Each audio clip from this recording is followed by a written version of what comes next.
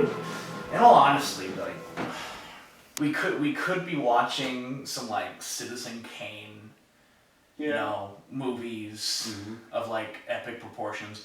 The Human Condition. I could be introducing you to the amazingness that is Mizaki Kobayashi, the director of such classics as Kwai-Dan, one of the most visually pleasing movies ever made. Oh yeah, definitely. Oh god. Like no joke, hands down, one of the most visually pleasing movies ever made. But what do? We watch Pink Flamingos. I don't know if we are living life to the fullest watching Pink Flamingos, or if we are completely wasting our lives watching this garbage. I think we're living it to the fullest by wasting it. We're living it to the fullest by wasting it, therefore we're living it to the full. Yeah, it makes sense. Yeah, exactly. We watched it twice.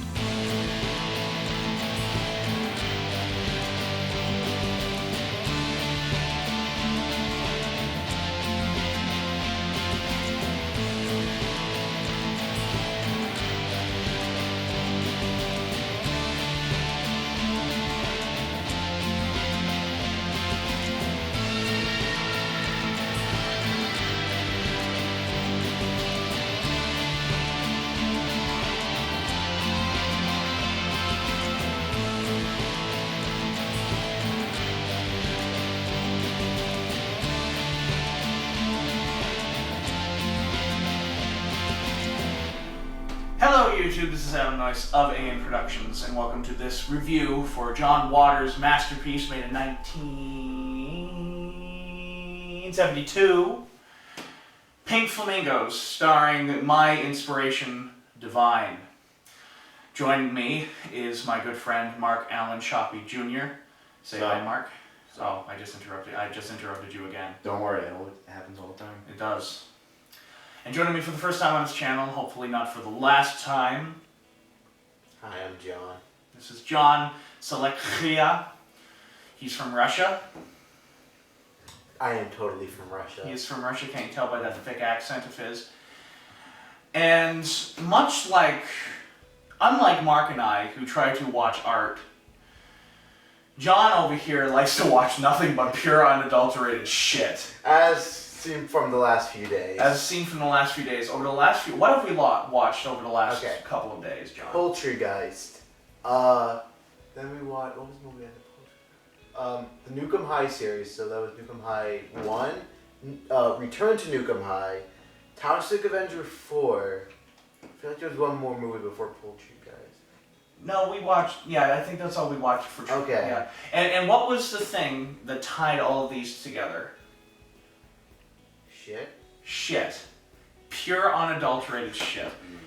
Lloyd Kaufman, Trauma. Just Trauma in general. So Lloyd Kaufman, that really fat guy, Fleshjaeger. Joe Fleshjaeger. Joe Fleshjaeger, who, despite the fact that he's dead, I sent him a friend request on Facebook anyways, which if he accepts, I'm kind of scared.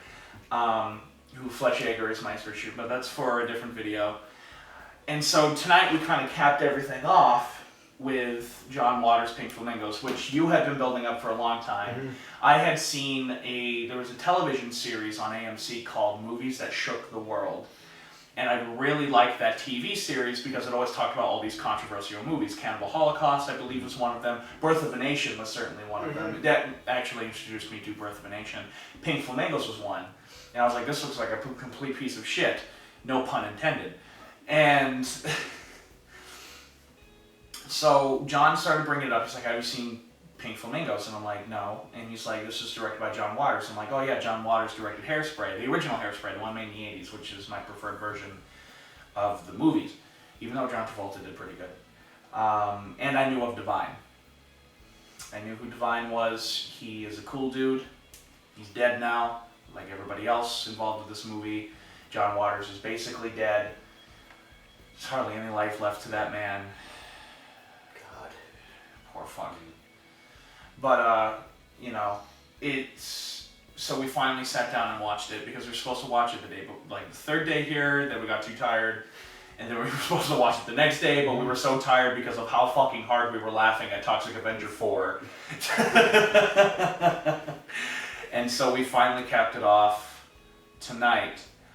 And it was a terrible, terrible, terrible masterpiece. Yeah. Could you objectively say that Pink Flamingos was a good movie? Objectively. Objectively? Oh. Well, shit, that's kind of hard. Oh God. Oh God. I mean, I guess it's depending on people's taste. I don't know. Make a decision, Mark. Yay or no? No, it's good shit. Okay, good. Is this objectively a good movie? Yes. He's going to make the argument that yes, it is objectively a good movie. I am also going to objectively say that yes, this is a good movie because of how terrible it is. Well, then, scratch what I said before. So then you would say yes, that objectively it's a good movie because of how terrible it is? Yeah. Yeah, because this movie is terrible. The acting in this movie is so awful, so god awful. It is literally like they are reading directly off the script. The only person who I think gave a genuine performance in this movie was Asshole Guy. I mean, the one from Surfing Bird. Yeah, the one from Surfing Bird. Who now every time, I think you're the one that said this, Mark, every time that song Surfing Bird pops up, you're no longer going to think of Family Guy. Yeah, fuck that shit. You're going to think of the guy's dancing asshole. Yeah, the guy laying on his back, spreading his asshole. Which I saw the guy there. You knew what was coming, so like you were like fully mentally prepared for what was arriving. I wasn't. I wasn't either, and I was like, oh no, what is this asshole going to do?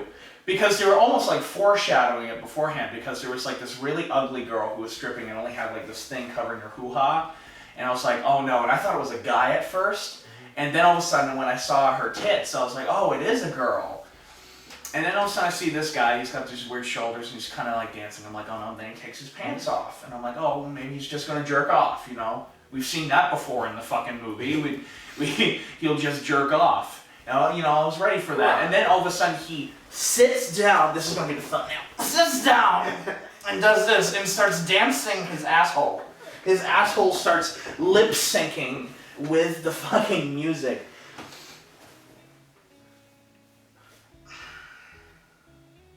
I'm gay. Alright, I'm gay. I still don't like assholes. And no, well, both assholes. I don't like assholes and I don't like assholes.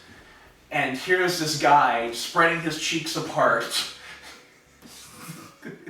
flexing his ass muscle. What was your reaction to that? What was your reaction to anything in this movie when you first watched it? See, this is, I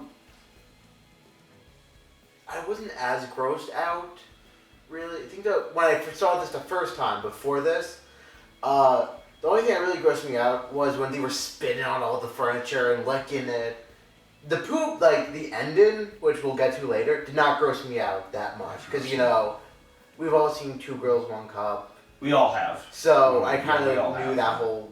I mean, once you've seen that... May I just say that Two Girls, One Cup is way grosser than the ending, than anything oh, yeah, in no. this movie. Oh yeah, without a doubt. Even Right. Divine's shit. Yeah. Divine's shit in a birthday, wrapped up in a birthday present.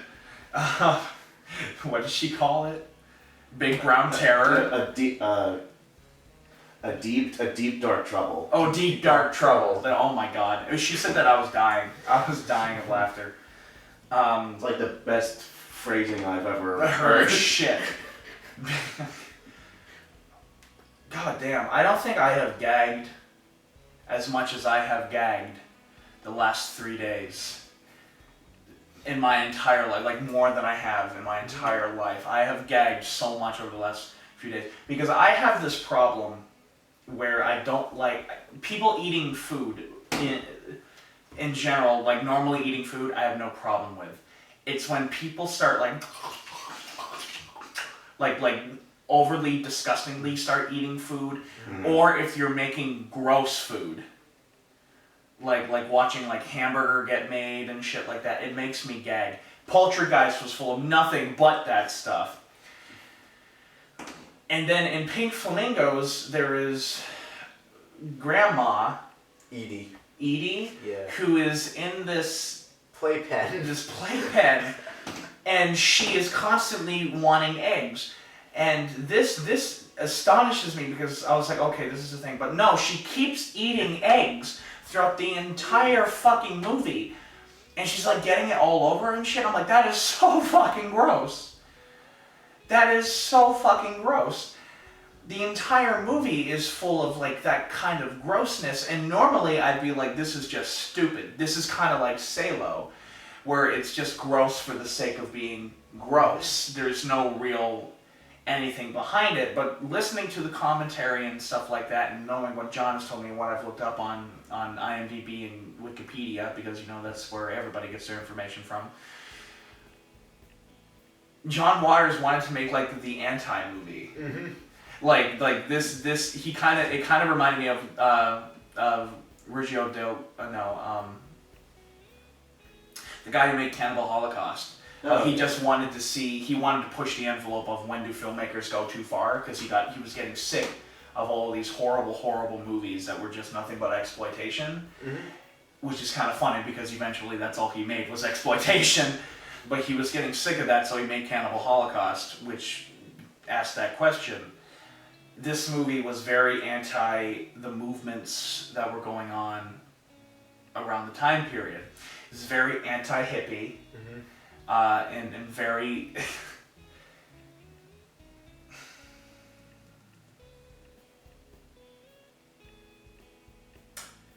I am at a loss for words.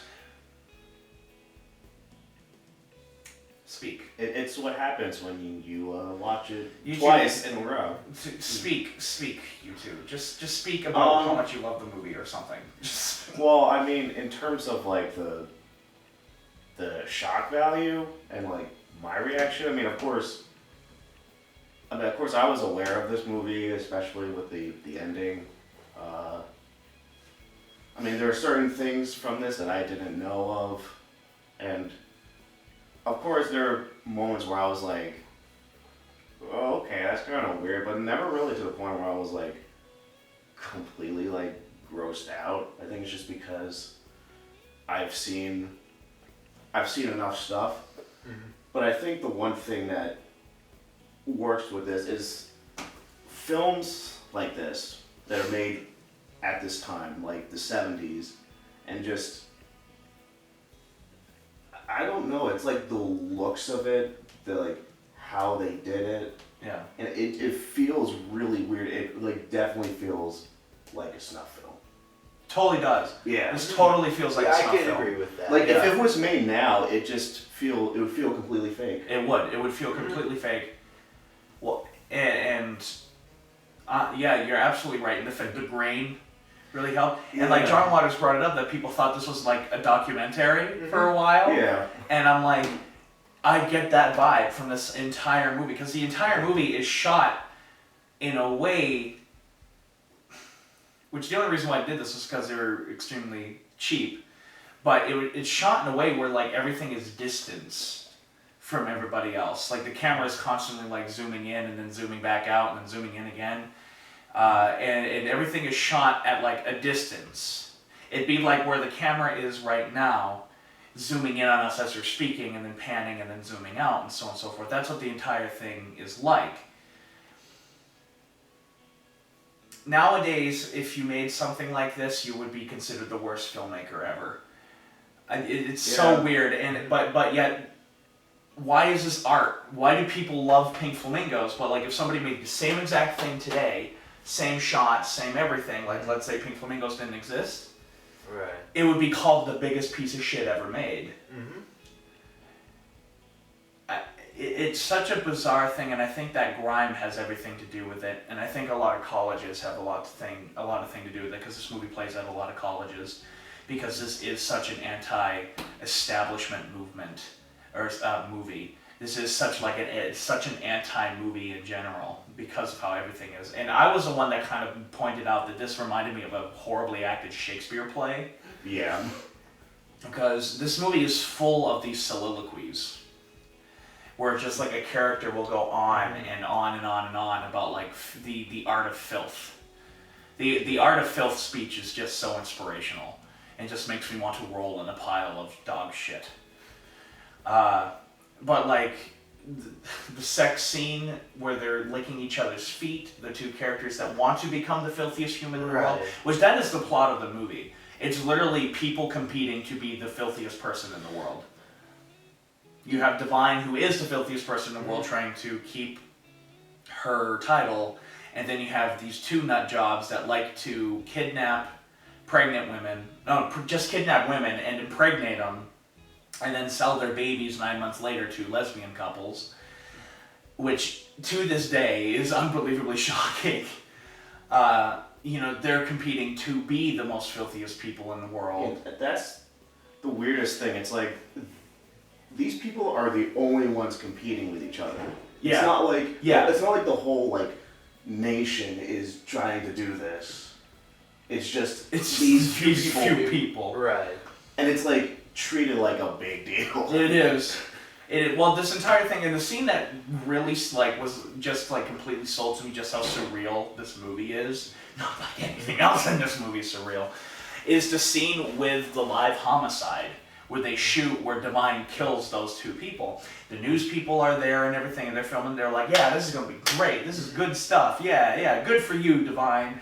And I'm like, in real life, they'd be like, cops, come up here, take care of this fucking crazy bitch and this family that I swear and fired Rob Zombie's characters for The Devil's Rejects.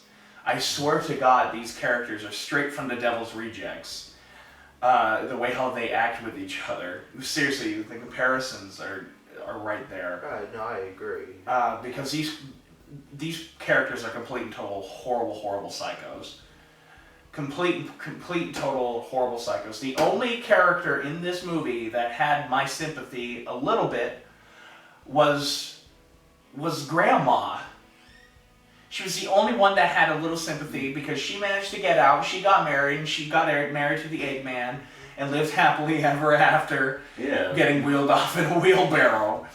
The best way to get married is to get wheeled off in a wheelbarrow. That's how I want to get married. And going back to what you were saying before with the characters, I feel like it's interesting, we should note that it was based off the whole Manson scandal at the time. Right. Yeah, I totally forgot about lots of references to the Manson family. to the Manson, especially in the deleted scenes. Yeah, the deleted scenes. Well, not just in the deleted scenes. Right. No. But if you look at the graffiti that some guy wrote on the wall completely illegally, no permit or anything, they just spray painted that on the wall, got in big trouble for it. And the dedication at the very beginning of the movie, which I missed the first time I watched it. Yeah, I didn't notice that either. Yeah, that's the name of the Manson daughters.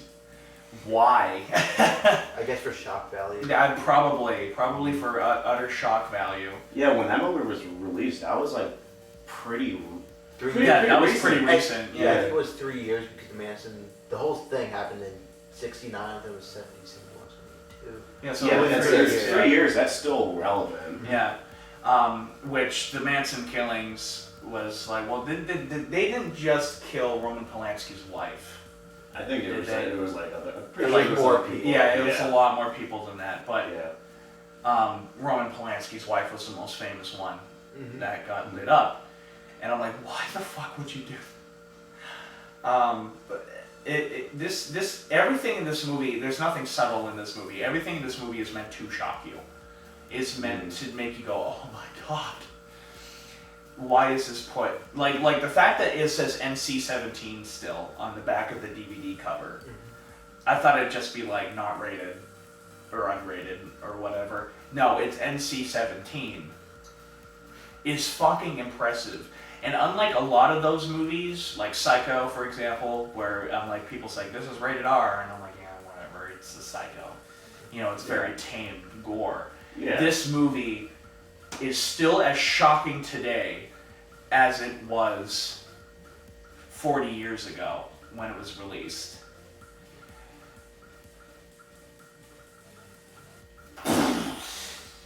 And honestly, I think it's still relevant today, especially how it's parodying the whole Hollywood celebrity culture. Totally is.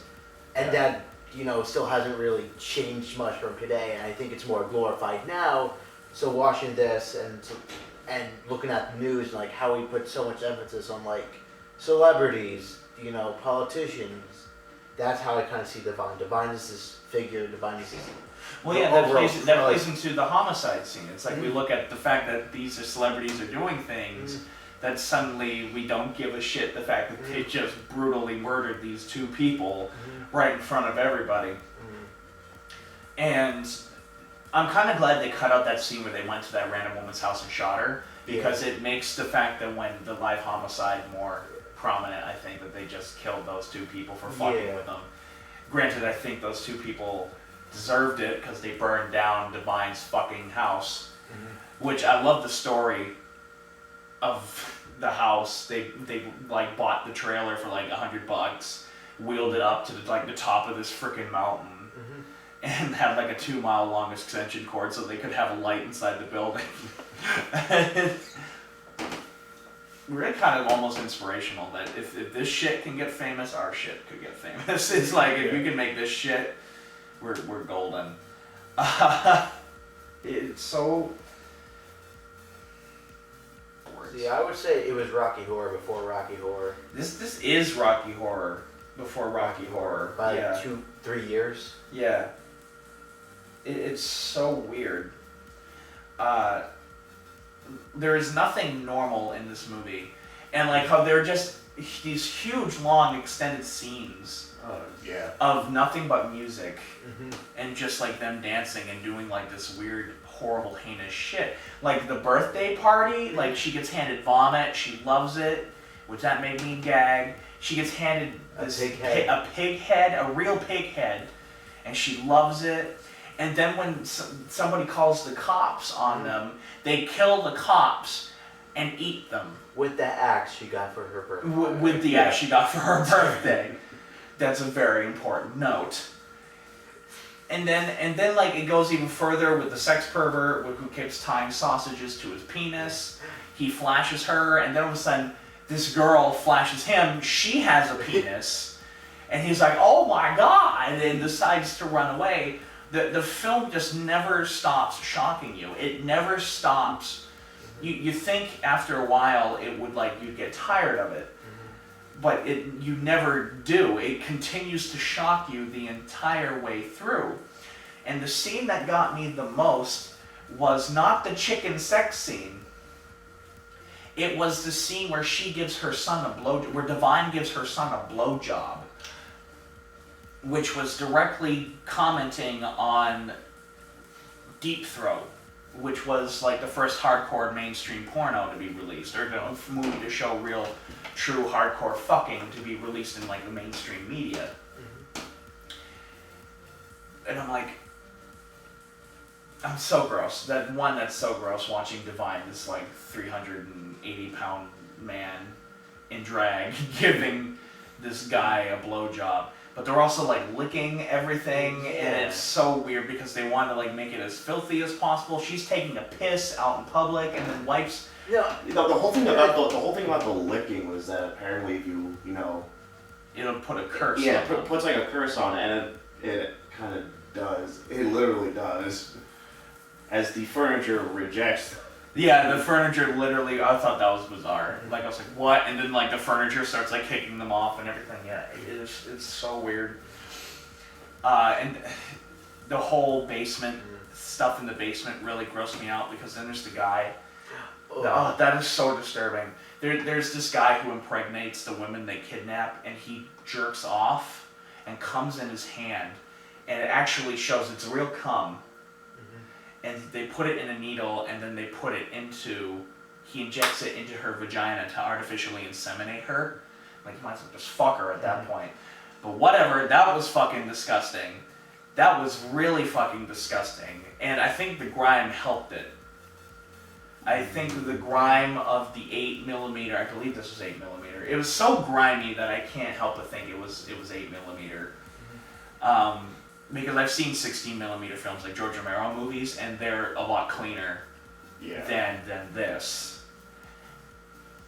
And because of that grime, it makes it so much grosser. It's like watching an old Italian horror movie called Pieces, where if it was made today, you'd be like, oh, it's just another slasher Saw kind of movie. But because it was made in the 70s, and it was shot in such low-grade film, and it's all grimy and shit, the scenes where somebody's getting like their arm chopped off are that much grosser. And the grime helped push it forward. It's a grindhouse movie. You know what? That's it. This is a fucking grindhouse movie. Like the old movies where you'd go in and you'd watch, like, they'd just be undeveloped exploitation shit. Ilsa, She-Wolf of the SS is a grindhouse movie, exploitation film. This movie fits in just fine with those kind of movies because of how freaking messed up it is.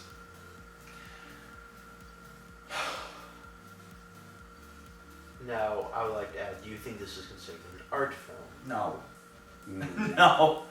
I don't consider this an art film. I consider this pure exploitation. Just pure exploitation. I don't even think John Waters really thought of it as an art film. Well, I thought he did in the commentary. I don't know. Did he?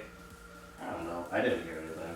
I remember him talking about how, like, art students love it and everything, and it's played in a lot. That's probably one thing. And like, if he didn't think of it as an art film, then definitely art students think it. You think it is, yeah. Then that should say something. It's probably not an art film.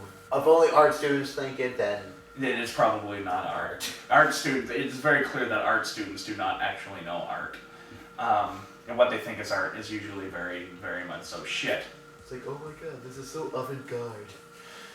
Which is god damn. This movie is a piece of shit. It's the greatest piece of shit. This may be the greatest piece of shit ever. Like, if you're gonna watch a piece of shit, this is the piece of shit you want to watch. You know what?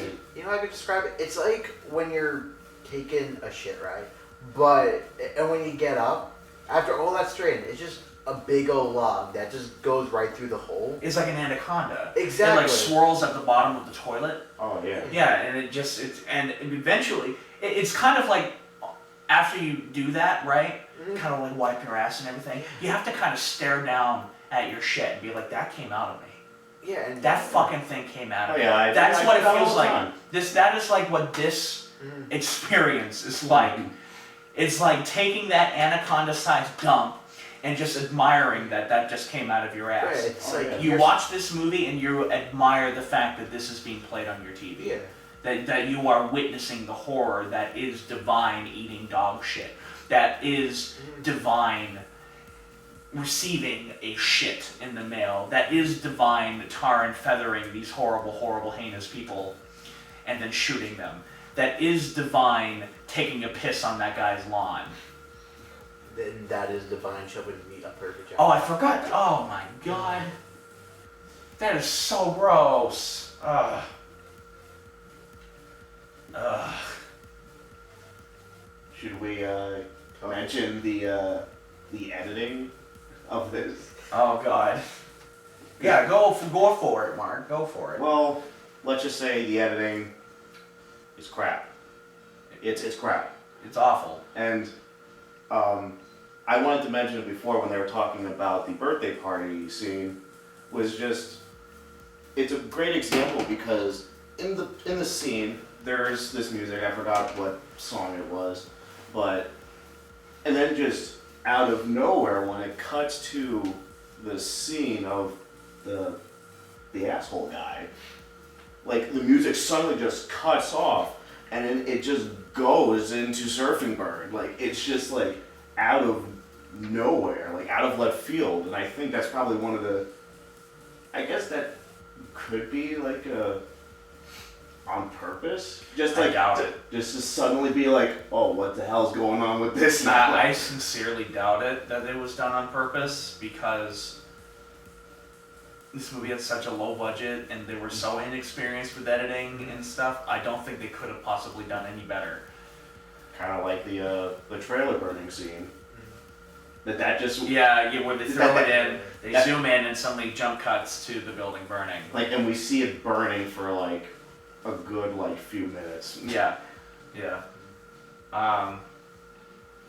The budget? The budget was $10,000.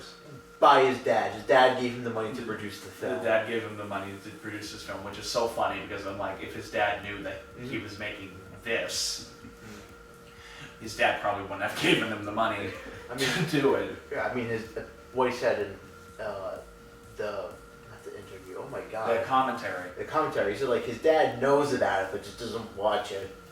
And his mother, the only reason why his mother knows about it is because it was an answer on Jeopardy. Yeah. Yeah, that this was a thing. That what John Waters shot was this. Yeah,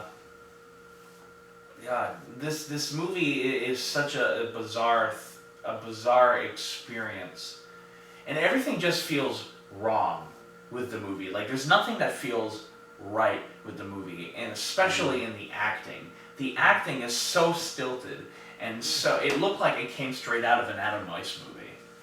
It's that bad. I don't know. There's a scene in Which Way They Walk. This is a great example. There's a scene in Which Way They Walk that parallels how bad the acting is. There's a scene in Which Way They Walk in which there is this doctor that says, I don't know, I feel like you might know the line, but there's this doctor, your character comes walking in and is like, how's she doing, doctor? And she's like, she has a lot of red sand in her blood. Oh wait, that was my character.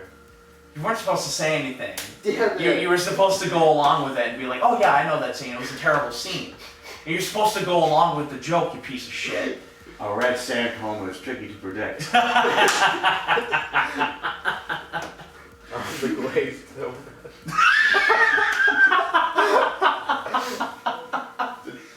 Saving people with glazed donuts. No one's gonna get this, because no one's ever gonna No one's ever seen the glazed donut, which you probably shouldn't. Should people watch the glazed donut over Pink Flamingos? No. No. Oh. No, you know why? Because Pink Flamingos is famous. Whoever the fuck made... Pink Whoever... Flamingos is famous. Glazed donut is infamous. I'm proud of it. Pink Flamingos? Yeah, you should be proud of Pink Flamingos. As for the glazed donut, you should burn that shit. You should fucking sue Jake for the rights of glazed donut and bury it. Bury it deep in the ocean where no one can fucking find it. If there is anything that's going to become famous, it's going to be the glazed donut. In like 40 years from now, when people are like, "What's the internet?" and like they go back to it, and that's the first Let me video. show you. And it shows up, and it's the fucking glazed donut. And then there's going to be like some documentary on finding the asshole who played the glazed donuts. Who is the glazed donut?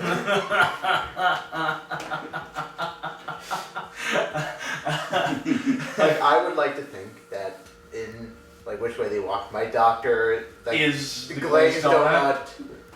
All of our movies take place in continuity with each Yeah, other. exactly. We're all just like clones of each other and shit that just keep popping up over and over and over again. That every movie we make takes place in continuity. So it's like the watermark. Glazed donut are all in the same universe. Yeah. I mean, fuck the MCU. We have our own universe. Yeah, we have our own cinematic universe that makes no sense at all. Much like Pink Flamingos. Which should we talk about the dog shit scene? Because I feel like we didn't really talk about it that much yet. I don't think we've really talked about the movie all that much. The dog shit scene, the dog takes a squat, poops out a poop, then she takes the poop and she eats the poop. It's real. She ate dog shit. That's amore. Oh my god. Like, you know, in Salo, the shit was fake. This ain't fake. She actually ate the shit to become the most filthiest person in the world. The shit in this movie is real. The shit is real. This shit is real. The shit. The shit. The shit is real. Both times. Both scenes where there is shit, it's real shit. It's like they couldn't like melt a Snickers bar or some bullshit. They actually had to have Divine shit into.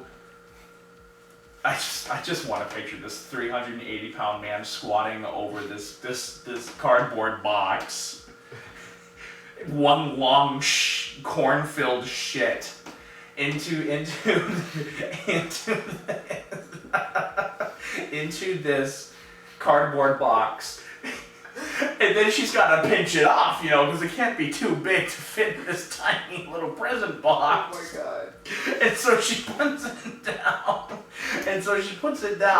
And then she's got to, you know, you start shitting, you can't really stop. So, of course, now he's shitting on an actual toilet. But while he's shitting on an actual toilet, he is wrapping up the present box full of his shit.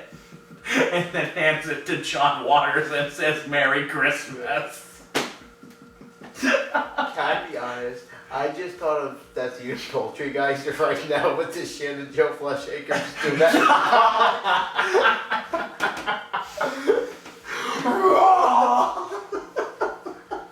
Just shit's all over the wall. Oh god, they had to bring in the stunt double because he's so fat he can't move. He couldn't move. We've gotten to the point where we're talking about other movies.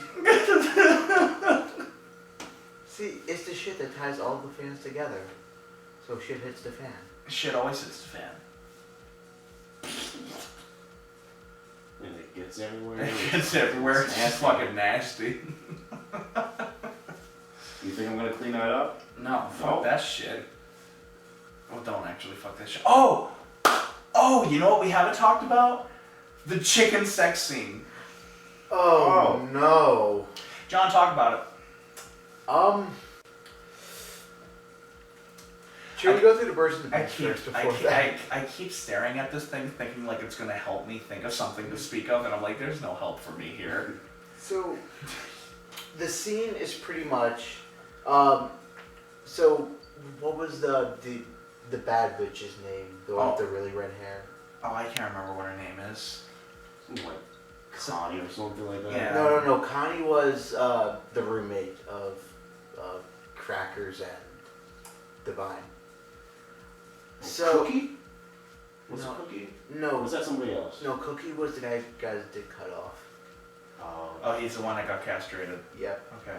So the red hair bitch and blue hair dude, they. Who has blue pubes? Not gonna lie, that's kind of impressive. So does that mean he also has blue balls? No, just pubes, you asshole. So they send this girl to spy on Divine's family, right? By being Cracker's date. And Crackers has this idea of having sex with this woman with 2 chickens. Yeah, no, there were 2 chickens. Yeah, there were 2 chickens. One which was dead. And the other one was, Very much so alive. oh, you must have been so traumatized. God damn. The fact that the actors were willing to do this shit. Mm-hmm. Like, what you would go through for a Klondike bar. It's like, what would you do for a Klondike bar? Insert this scene from Pink Flamingos of the 2 guys fucking with the chickens. Yeah, exactly. But, like, the manner it's done, it's like they're just going, haywire with it. Then he just gets an axe and during sex, they just chop off the head. There's blood everywhere, like blood on the body, and they're still fucking the chicken. Yeah. And the chicken has its head off and it's just still moving. And I could jerk off to that scene. well, If I close my eyes and put on headphones and listen to some porn, I could jerk off to that scene. Then you might as well just be watching porn then. Mark, you're not supposed to point that out. You should be ashamed of yourself. So should you, John. Nah, Okay. I mean, I own Pink Flamingos. I don't think You I have do. any shame left. I don't own Pink Flamingos. John, on the other hand, does own Pink Flamingos. So I don't think I should have any shame anymore myself. Oh god, that sex scene. And then like, even the sex scenes are like gross. Like the one between the two bad guys, the two antagonists of it, they're licking each other's toes the entire time. They're like sucking each other's toes and licking them the whole time, and they never stop. While also spewing like Shakespearean-esque dialogue. I think I should have been a Romeo and Juliet instead of like thoughtful dialogue. Just Romeo and Juliet and just licking each other's feet. They're just licking each other's feet. Saying how they love each other more than their hair color. They love each other more. Like They love each other more than dead puppies. They love each other more. Yeah, it's everything is so like overly dramatic. It's like a high school play. It is seriously like a high school play where no one can act, but you know they try their hardest to act. Mm-hmm. That's what this movie is. And I honestly can't tell if John Waters did that on purpose or not.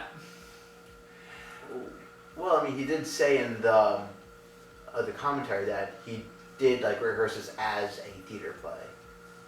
Which makes sense. But it's, oh god, the acting is just so terrible. It's just so terrible. And like, there's the scene with the guys jerking off and shit to artificially inseminate the girl they just kidnapped and is knocked out on the freaking floor of this pit. And then she's just going on about how she needs her medicine. And how he's the worst thing ever, and he's got the weirdest shaped ass in the world. These are not attractive people whatsoever, which I think was kind of the point of everything, was that these are just not attractive people whatsoever. It'd be like watching a porno with me in it. Nobody wants to watch that. I mean, I guess some people could get off to it, but they'd have to be pretty fucked up individuals to get off to it. Nobody wants to watch a porno with Adam Noyes. Quote 2016. Which way they fuck. Which way they fuck. Yeah, it's Which Way They Fuck, the Triple X parody of Which Way They Walk. It's like in this, nobody wants to see these characters fuck. No one wants to see this guy jerk off and then put his cum into a woman's hoo-ha. Nobody wants to see Divine take a piss. Or give her son a blowjob. Or give her son a blowjob. And first off, he never even gets hard. It's still just like a limp dick flopping around all over the place. And I'm like, oh, damn it. I mean, I don't blame him. So the only character I was rooting for in this entire movie was, well, other than Divine, because Divine is Divine, but was the grandma. All she wanted was eggs. And all she wanted was to marry the Eggman. And then they do.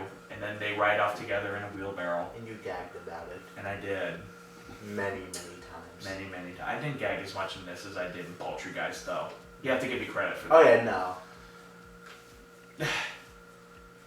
God, fuck this movie. God, fuck this movie. God, just come down and fuck it. That's my favorite line of the thing. Mm-hmm. It's like, Divine, do you believe in God? I am God. Divine, are you a lesbian? Yes, I've done all of it. I've done all of it. Does blood make you come? No. Does blood make you horny? It makes me come.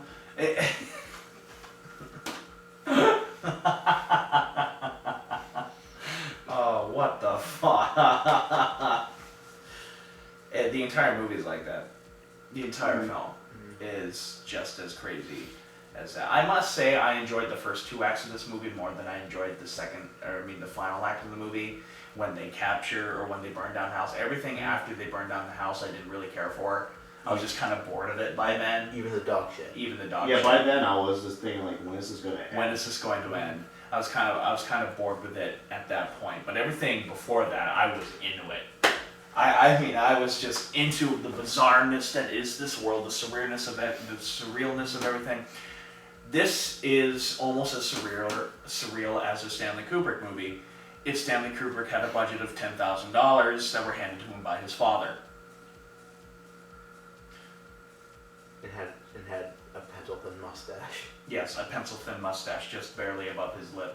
I think even then it would have had better cinematography. Probably would have. I just love how it would just zoom in and then zoom out. Yeah, what most of this movie is just zoom in. One static shot, zoom in, zoom ins, zoom zoom out, outs, and pans. and pans. Yeah, That's it. that's it. That's most of this movie. Most of these takes last for like. Well, there were a couple like handheld. There were, yeah. I think like near the end. Oh yeah. Well, there's the one where Divine. Excuse me. There's one where it's Divine walking down the street near the very beginning montage of the movie. Oh yeah, stuff like that. And I love how everyone is just like turning their heads, looking at Divine as he's walking by them, and I'm like, this is great. Like I would love to do that. It's just walking down the street where that was like Divine. Everybody that passed by was like. Now, honestly, I don't know if people would bat an eye. Yeah. Like if you walk down the streets of New York City like that, would people bat an eye? Oh yeah, I mean, a couple people would. Yes. I've walked down the city before. I've seen some things. Yeah, I've seen some. Yeah, especially if you're like on the East Village or whatever. Like no one's gonna care. Yeah. We should do that in the hood one day and probably get shot. Have you walked through a Walmart? I have. It's worse than this. walking through a hooded Walmart is probably the scariest experience you will ever have in your life.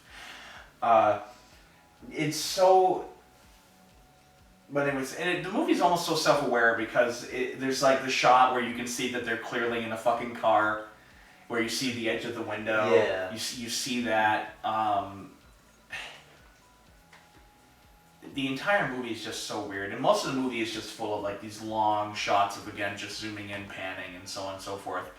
There's only like a couple times that I remember where there was actually like close-ups and medium shots and stuff, and that was the one where the guy with the blue hair flashes the girl with the penis, and that had like a close-up reaction shot and everything like that. I was like, oh look, some cinematic moments. I remember there's this one shot. I remember this one shot where all of a sudden you see the guy imitating the evil dudes when he gets castrated, and all of a sudden like you see the bad guys in the foreground, but you still focus on him. I'm like, oh look, cinematography, and then they zoom in, and I'm like, oh, and they zoom back out, and I'm like, oh look, cinematography, oh, and then they zoom back in, and I'm like, what the fuck?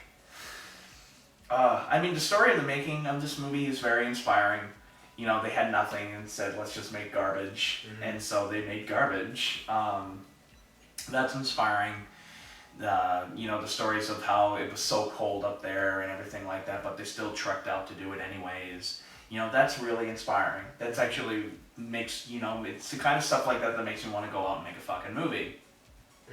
With no script, no nothing. Just go out with a camera and make something.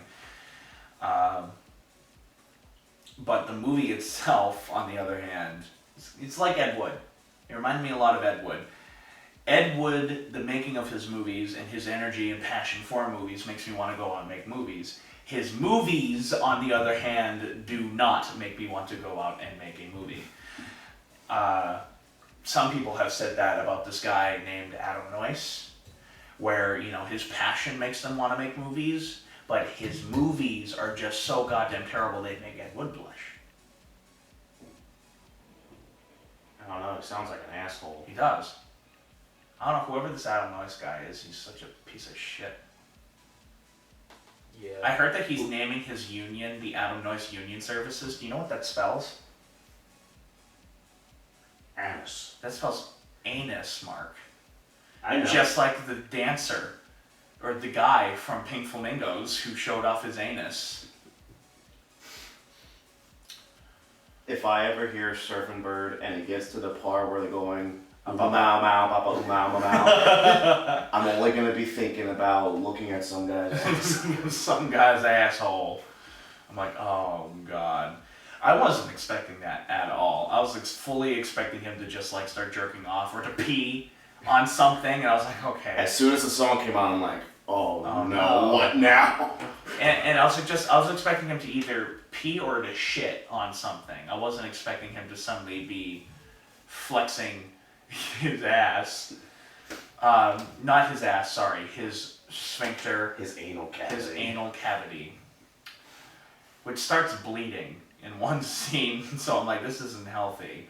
You think eating dog shit was healthier then? No, I don't think that is. Nothing in this movie is healthy. Nothing in this movie is healthy. Like, this entire movie makes you feel gross. Like, I can almost smell the filthiness of the film. Like whenever they go into the trailer, I'm like, I bet you this trailer reeks. Even eggs, which is like a natural natural food to eat, can still seem disgusting. gross. Oh my god. But it's the way she eats the eggs, like she just like.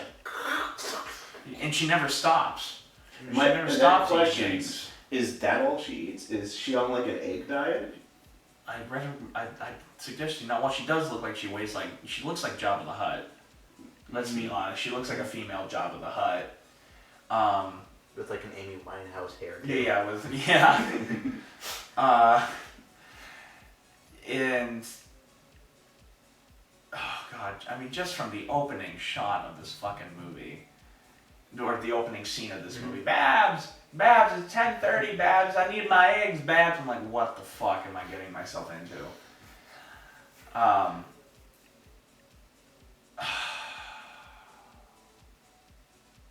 movie's a mess. This movie is a pile of horseshit. This movie is a steaming pile of horseshit. Dog shit. Dog shit. It's a steaming pile of dog shit that I both love and hate at the same time. That I both respect and just want to burn it at the same time. Like, I both want to cherish the DVD and smash it at the same time. Okay, I want to read this quote. This quote says, "A paragon of bad taste." That is a very active description of what watching this movie is like. Oh, there's a better one on the front. One of the most vile, stupid, and repulsive films ever made. Yeah, you can't argue with the critics. Yes, there is nothing remotely good about this. There's nothing remotely like cinematic about this movie. There is nothing remotely decent in this movie. Every action each character takes, every action that happens within the movie is something dirty, vile, or disgusting. And I have never before seen a movie full of that stuff. Like, even the scene where, like, Divine lets the people who are pregnant free, I'm like, oh, look, some humanity. No, those two immediately cut off that guy's dick. Mm-hmm. I'm like, oh, there goes that humanity. It's I don't know. I don't know what to think of it. I don't know what to think of it. It was quite an experience. I'm glad I watched it. Are you glad you watched it? Yeah, I mean, since I've heard about it for so long, I've been meaning to watch it, and I did, twice. And, you know, I'm glad I finally got to watch it. And you think this movie is a movie that should be cherished and loved and appreciated by everyone under the age of 10. Definitely. Fun for the whole family. Fun for the whole family. Pink Flamingos. It's like, you think it's about, like, you know, cute little cartoon Flamingos. Mm-hmm. With Divine and a gun. Or was that Dom DeLuise? You see, I think that was Dom DeLuise if I was just casually looking at it. It's Dom DeLuise and Drag. Which is really funny because I was talking to like people on our friend group here, and they were like, "Oh, isn't that John Waters movie?" I'm like, "Yeah, I just heard it was just, just stupid." I'm just like, Oh, yeah, you have no idea. It's more than that. Yeah. Because you think it's gonna be like on the level of Hairspray stupid, or like his previous movie. No, Hairspray is a good movie. Hairspray has quality stuff in it where there's a humanity to the movie. It is stupid. You're absolutely right. But there's stuff about it that is very human. Even Divine's character in that movie, there's stuff that's unbelievably human in it. This movie there's nothing human in this movie whatsoever. Mm-hmm. This movie is almost like if aliens came down and saw humanity for was watching us, they'd probably picture something like Pink Flamingos, the way how we treat each other and what we fucking do and how gross of a species we really are. always think it's funny that people are like, oh, it's probably gonna be like another Hairspray, because that's what, like, from people I've talked to, it's just like, it's like, okay, it's not this dumb movie with like stupid quirky humor. It's a fucking snuff porno film. It's this is quite something. And unlike, as I said earlier, a lot of movies that have their own kind of that have been dated quite a bit. Movies like Salo. Salo has been dated quite a bit, though it's so quite vile. This movie will shock you. This movie will genuinely still gross you out and shock you to this day, which I couldn't even imagine what people thought about the movie back when it was first released. I couldn't imagine what was going through their minds when they watched it. I love the trailer. The trailer has not one clip of the movie in it. It's just people's reactions to the film. And I'm like, that would get me to see it in like a heartbeat. And you know what? The Exorcist did the same thing. Really? Yeah, there's a couple trailer of The Exorcist with nothing but reactions of people leaving the theater and stuff like that. It would make me want to go see a theater. Make me want to go see a theater. Make me want to go see the movie, which worked quite well for The Exorcist. This movie was definitely a word of mouth movie. You know, it just kind of exploded. And it started the whole exploitation thing. It really did kind of spearhead a lot of it. But I thought exploitation started like in the late 60s. Yes. Well, this one kind of spearheaded a lot. You're right. This one kind of made it mainstream. Exploitation, like really mainstream. Oh, god damn. So, what did you think of it, Mark? Final thoughts? Well, it was what I was expecting, and it also wasn't what I was expecting. What were you expecting? I have no idea.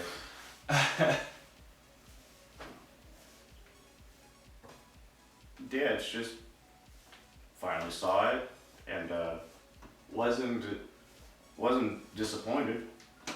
Like, it certainly lives up to his reputation. So yeah, saw it twice. You're gonna keep bringing that up. Yeah, I saw it twice. I mean, I saw this like 6 times, so... That's all you do. You jerk off to Pink Flamingos. You just jerk off the entire movie. You just watch Grandma just gobble of eggs. A gobble of eggs. Baby. Pre-cum just dripping out of your dick. You don't even have to touch it. See, it would be funny if you said like, oh, like, does it turn you on? So I'd be like, oh, it makes me come. Oh. See. Let's do that over. Does it make you horny? It makes me come. See, he didn't say it right though. It makes me more than horny. It makes me come. There. You see? Which is one of my favorite lines. That's one of my favorite lines now ever. And eat shit. I was like, it was like, name your politics. Legalize cannibalism. Legalize cannibalism, eat shit. Oh, god damn. So, you're in love with this movie, so what are your final thoughts of the film?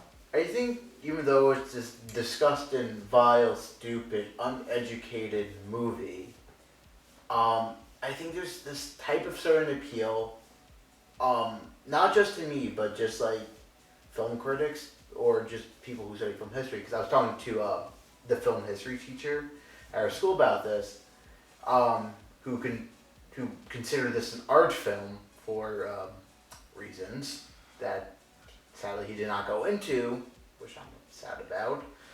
But I do feel like it should be at least a footnote or just a mark in cinematic history from the time it was during this kind of rise of exploitation, LGBT culture of the 60s going into the 70s, and how this kind of started a revolution in movies. Because I feel like we wouldn't have all these shock movies nowadays, or, you know, maybe for a lesser scale, maybe Rocky Horror wouldn't have been as popular if it wasn't due to the success of this movie. The Midnight movie. Mm-hmm. Yeah, the midnight screening movies, have a lot to owe Pink Flamingos. As for me, this movie is fucking weird. This movie was everything I expected it to be, other than the chicken sex scene. I wanted there to be a little more. I was a little let down with the chicken sex scene because this fucker here built it up to be like this big, huge thing. It just kind of happens. I was kind of let down. I was let down by the chicken sex scene. Because you wanted the guy to fuck the chicken. I wanted the guy to actually fuck the chicken with its head cut off. I mean, that would have been more. That would have been much better, but we can't get what we want. We can't get what we want. Now, maybe we'll make our own version of Pink Flamingos. And we'll have Mark chop off the head of a chicken and fuck it. Fine with me. We've done worse, right? We've done worse. Yeah, I've been in Which Way They Walk. Boom, boom, boom, boom, burn.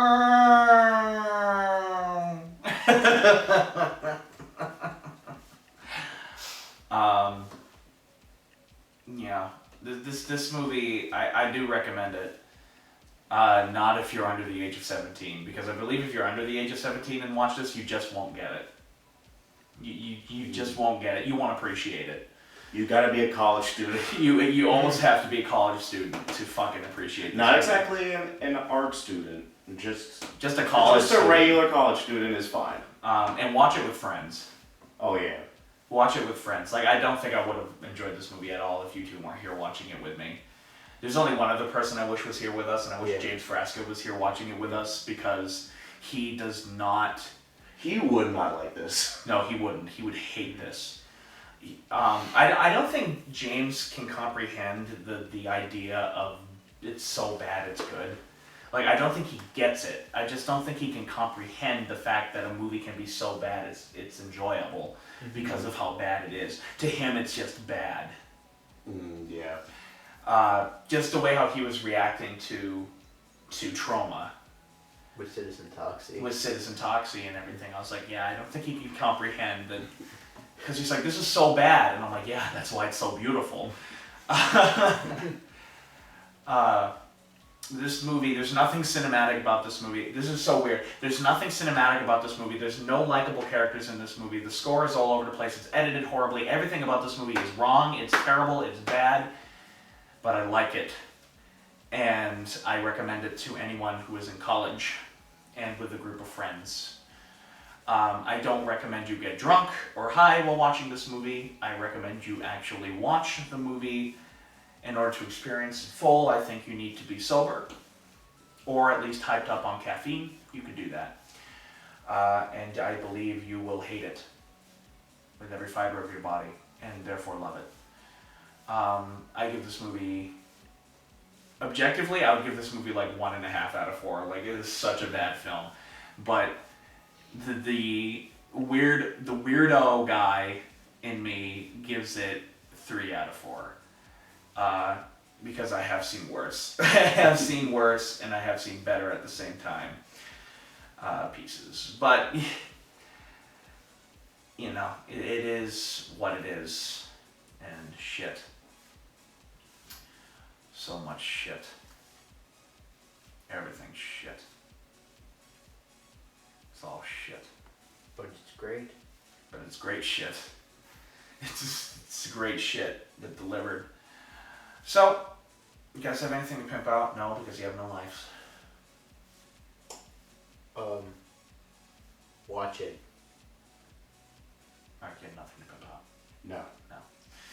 Go on Facebook, like Game Productions, for all up-to-date information about what I'm doing or anything that's going on with the YouTube channel. Go on Facebook, like the Godzilla Saga, for all up-to-date information on how that book is doing. Leave a comment saying how much you love Pink Flamingos, or how much you hate it, or why you think we are complete and total retards. That happens quite frequently, and I don't give a shit. Hit the subscribe button, and in the end, this was Mark Schoppe, John Sillecchia, and this is Adam Noyes saying, go fuck yourself.